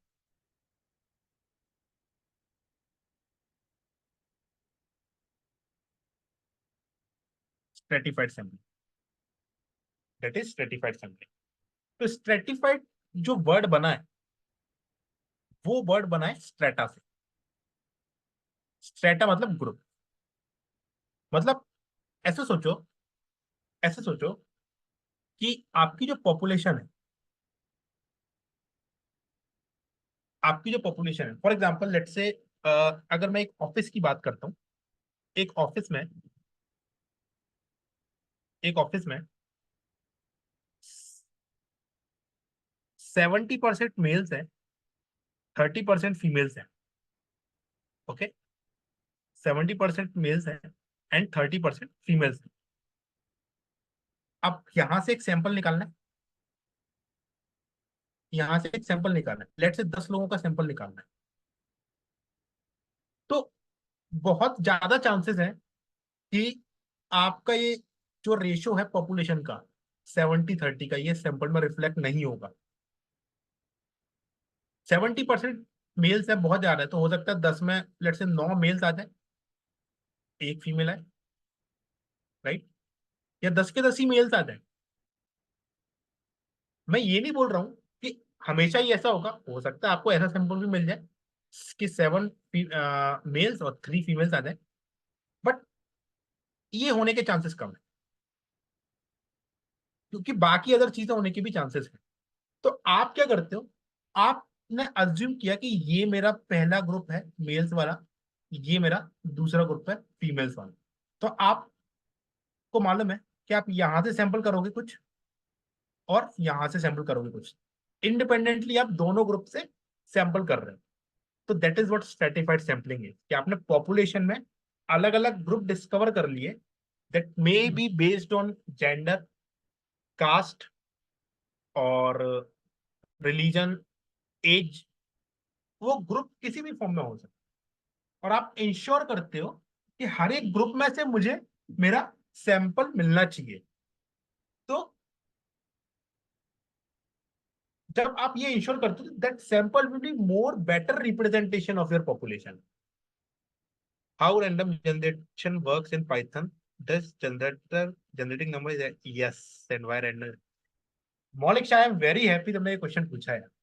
मतलब मैं ये बताना चाह रहा था, but I am very happy किसी के दिमाग में आया ही। देखो, and let me tell you my experience with this question, कि जब मैं इन सब चीजों को समझता था तो मेरे दिमाग में भी हमेशा ये आ रहा था, यार रैंडम का नंबर, रैंडम का मतलब ये होता है कि आपको पता ही नहीं है कि नेक्स्ट नंबर क्या आने वाला है। बट जब आप एक प्रोग्राम लिख देते हो रैंडम नंबर का, तो आपको पता होता है ना कि नेक्स्ट नंबर क्या आने वाला है, अगर आप उस प्रोग्राम को फॉलो करो। Malik Shah, that's what you mean, right? Yes. इसके लिए मैं एक सजेशन दूंगा। इसीलिए हम इस कभी भी पाइथन में रैंडम जनरेटर नहीं होता, उसको हम शायद मैं भूल रहा हूँ, सूडो सूडो रैंडम जनरेटर बोलते हैं। That is not completely random, that is pseudo random generator. कुछ ना कुछ एक उसके पीछे छोटी सी ट्रिक काम करती है, उसके थ्रू वो जनरेशन होती है। तो that is not completely random at all. Yes, you are correct. ठीक है, तो सर्च करना pseudo random generator in Python, तो तुम्हें मिल जाएगा उसके पीछे। एंड यू आर करेक्ट कि वो कंप्लीटली रैंडम कभी नहीं होता, बिकॉज आपको, अगर आप प्रोग्राम फॉलो करो तो आपको पता होता है वो, right? Malik Shah, clear? Okay, search that pseudo random generator. ठीक है, ठीक है। हाँ, तो स्ट्रेटिफाइड सैंपलिंग में आप क्या कर रहे हो, यहां पे आपने एक स्ट्रेटा लिया, यहां पे आपने एक स्ट्रेटा लिया, इस स्ट्रेटा से इस स्ट्रेटा में वापस से आप रैंडमली सिलेक्ट कर रहे हो अपने सैंपल पॉइंट्स को, और यहां से भी वापस से रैंडमली सिलेक्ट कर रहे हो अपने सैंपल पॉइंट्स को। तो बेसिकली स्ट्रेटिफाइड सैंपलिंग ये इंश्योर करता है कि आपका जो सैंपल है वो बेटर रिप्रेजेंटेशन होगा पॉपुलेशन का, because now you are involving from each subgroup. तो आपके हर सब ग्रुप में से वो आ रहे हैं। तो अगेन कि ये स्ट्रेटा क्या बनेंगे, किसके बेस पे स्ट्रेटा बनाने हैं, तो ये सब डिपेंड करता है आपके रिसर्च मेथोडोलॉजी या ऑब्जेक्टिव क्या है आपका रिसर्च, राइट? तीस चौथा जो टाइप हम डिस्कस करने वाले प्रोबेबिलिटी सैंपलिंग का, that is what cluster sampling.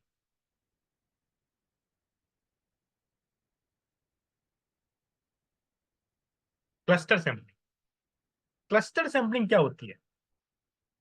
Cluster sampling भी एक तरह का, ग्रुप्स में ही आप पॉपुलेशन को डिवाइड करते हो, बट दोनों में डिफरेंस को समझो, दोनों में डिफरेंस समझो। यहाँ पे जो आपका ग्रुप है, अगर मैं एक ग्रुप ले लूं, सिर्फ मेल्स मेल्स वाला ग्रुप ले लूं, that is not the complete representation of your population, right?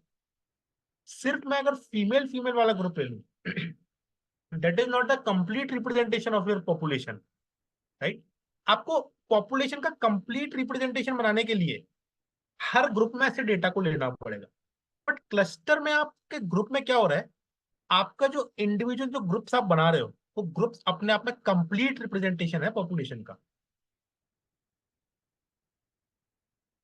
For example, let me give you an example. For example, अगर लेट से आपको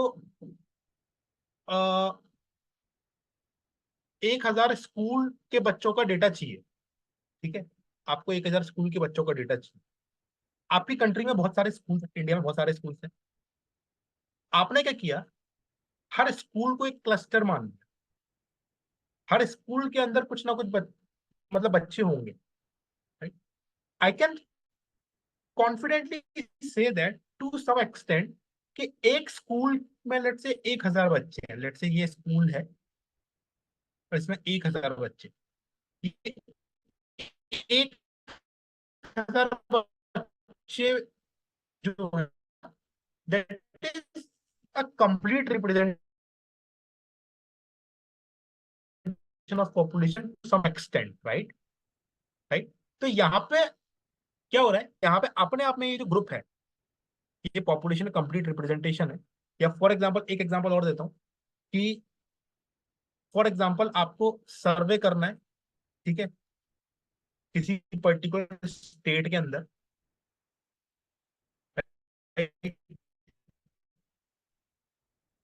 तो अलग अलग डिस्ट्रिक्ट्स हैं, तो डिस्ट्रिक्ट्स इटसेल्फ आर क्लस्टर। तो डिस्ट्रिक्ट सेल्फ आर क्लस्टर कि मतलब अभी भी, एक सेकंड मैं कैमरा ऑफ कर लेता हूँ। गाइस आप बताओ, अभी मेरी आवाज ब्रेक हो रही है क्या? अभी भी ब्रेक हो रही है क्या?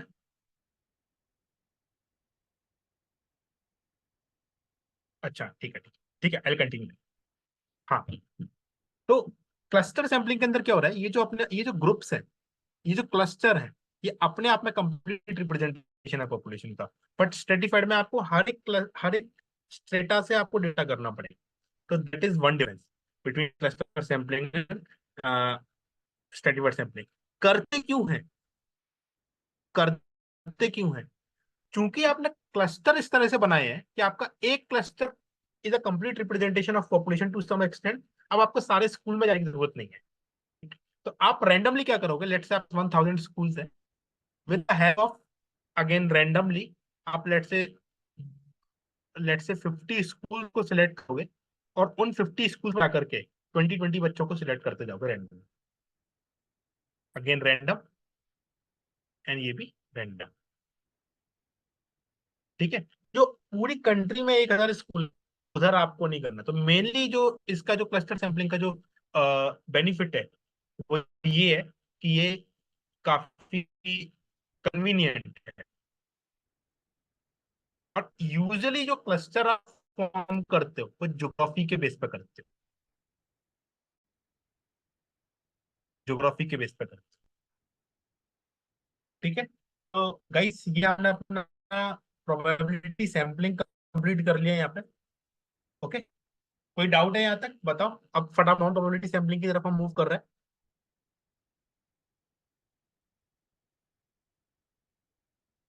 एक बार चैट में बताओ गाइस।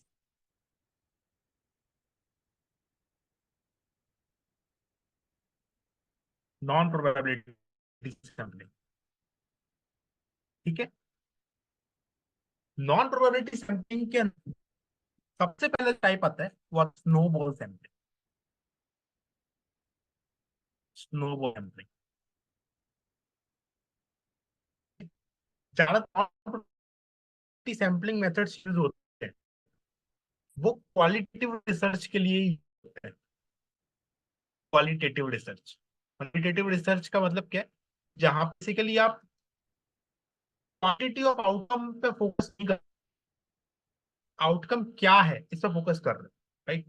जैसे फॉर एग्जांपल आप मेडिकल ट्रायल्स की आप बात कर रहे हो, या फिर किसी पर्टिकुलर रेयर डिसीज के बारे में आपको स्टडी करना है ना, इस तरह की चीजों में स्नोबॉल सैंपलिंग। फॉर एग्जांपल, आपको स्टडी करना है, एक एग्जांपल देता हूँ। इंडिया के अंदर होमलेस पीपल के बारे में जिनके पास घर नहीं है। अभी रैंडमली तो आपको मिलना मुश्किल है, अगर कोई भी स्ट्रीट पे जाओगे आपको नहीं मालूम कि किसी बंदे के पास घर है या नहीं है। मतलब ऑब्वियसली मैं बेगर्स की बात नहीं कर रहा हूँ, मतलब बेगर्स आपको मिल जाएंगे रैंडमली, बट अगेन आपको रैंडमली कहीं भी बेगर्स नहीं दिखेंगे। ठीक है। या फिर किसी एक ऐसी डिसीज के बारे में मैं बात कर रहा हूँ, लेट्स से ऑटिज्म, जो कि रेयर है। अब आपके लिए ऑटिस्टिक पेशेंट्स को ढूंढना तो बड़ा मुश्किल हो जाएगा ना। अभी भी ब्रेक कर रही है गाइस मेरी वॉइस? करनी तो नहीं थी यार। Still breaking?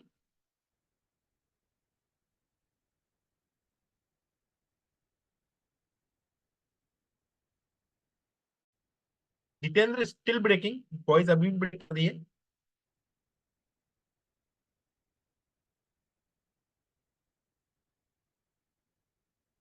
ओहो। ठीक है, एक सेकंड वापस से रीशेयर करता हूँ स्क्रीन। आई थिंक अब सही हो जाए। यस गाइस, बताओ अब ब्रेक का वॉइस।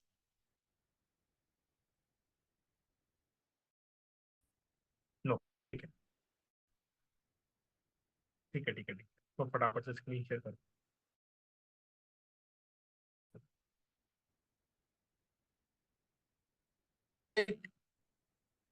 ऑटिज्म वाले पेशेंट्स के ऊपर आप study कर रहे हैं। ठीक है।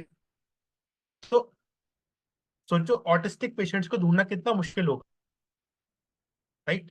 तो आप क्या करते हो? आप किसी एक ऑटिस्टिक पेशेंट को पकड़ते हो जो कि ऑटिस्टिक है, और उसको बोलते हो कि वो रिफर करे दूसरे ऑटिस्टिक पेशेंट, और वापस से आप ये रेफरल के थ्रू अपना सैंपल कलेक्ट करते हो। मतलब पहले वाले ऑटिस्टिक पेशेंट ने आपको किसी को रिफर, फिर वापस से उन लोगों ने आपको किसी को रेफर किया, बिकॉज वेरी हाई चांस कि ऑटिस्टिक पेशेंट्स एक दूसरे को जानते हैं। आपके लिए वो सैंपल करना बड़ा मुश्किल है। तो काइंड ऑफ रेफरल चल रहा है यहाँ पे। तो एक तरह का जब बढ़ते हैं, एक से दूसरा, दूसरे से तीसरा, ऐसे बनते हैं, काइंड ऑफ स्नोबॉल इफेक्ट बन जाता है।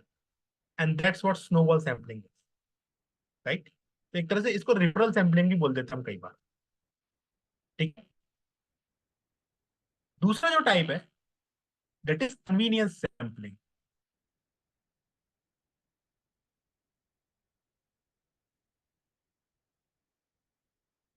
That is convenience sampling. Convenience sampling नहीं गाइस, आपको कोई सर्वे करना है, और ये convenience sampling we do all the times. Let's say you want to do a survey, आप सबसे पहले क्या करोगे?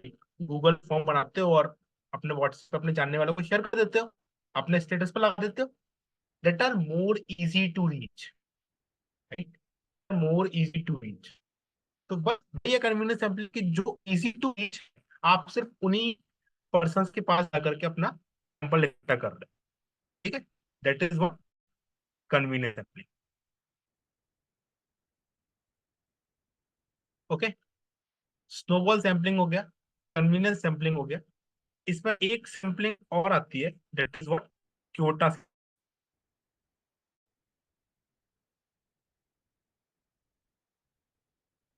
Kyoto sample.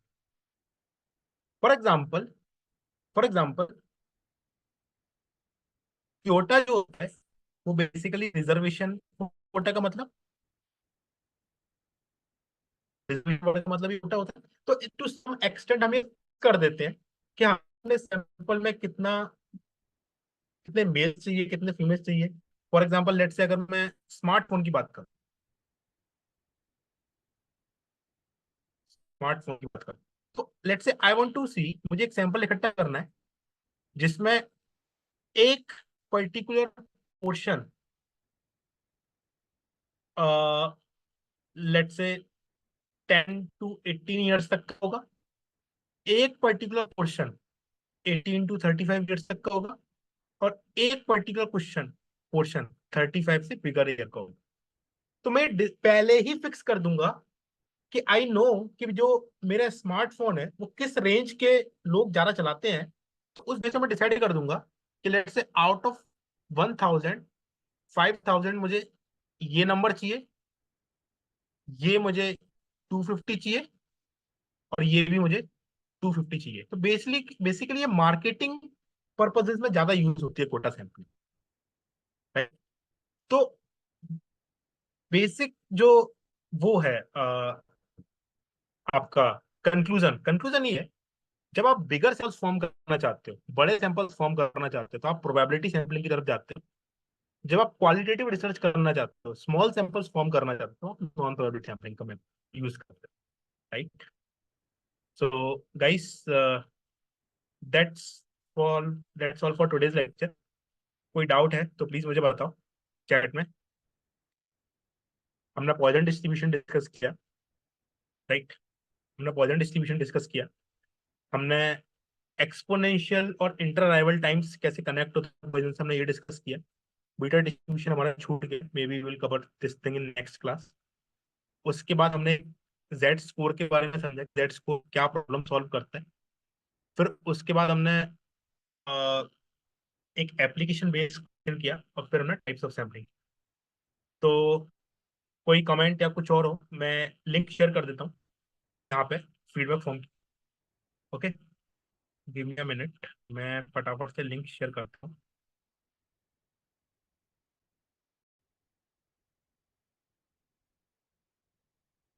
हाँ, तो this is the link for the feedback form. तो प्लीज फिल करो, कोई भी फीडबैक अगर मुझे देना है तो प्लीज मुझे फीडबैक दो।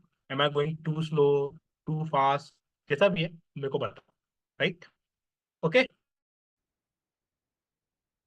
सर, एबी टेस्टिंग पर भी नेक्स्ट करना है, इंट्रोडक्शन में बहुत। Okay okay Monish, I touch that, I touch part. देखते हैं, डिस्कस करते हैं, बट हाँ मैं ये पॉइंट रखता हूँ। ठीक। और कुछ कहना है, और कुछ कोई बात टीचिंग मेथोडोलॉजी पे कुछ कमेंट करना है? ठीक है फिर, ठीक है फिर, let's meet in the next class. ठीक है, प्लीज फॉर्म फिल करो। ओके। अरे नहीं नहीं है, नीतीश 2.0 नहीं है, मतलब Nitish sir teaching style awesome है, मतलब आई एम स्टिल लर्निंग क्या ऐसा कैसा पढ़ाया है ना। I use to give my best कि बिल्कुल मैं एक फ्लो बना करके मैं कोशिश करूँ, but yes there is lot to learn. उनका एक्सपीरियंस काफी ज्यादा है। ठीक है, चलो गाइस, मिलते हैं फिर। Bye, take care, good night.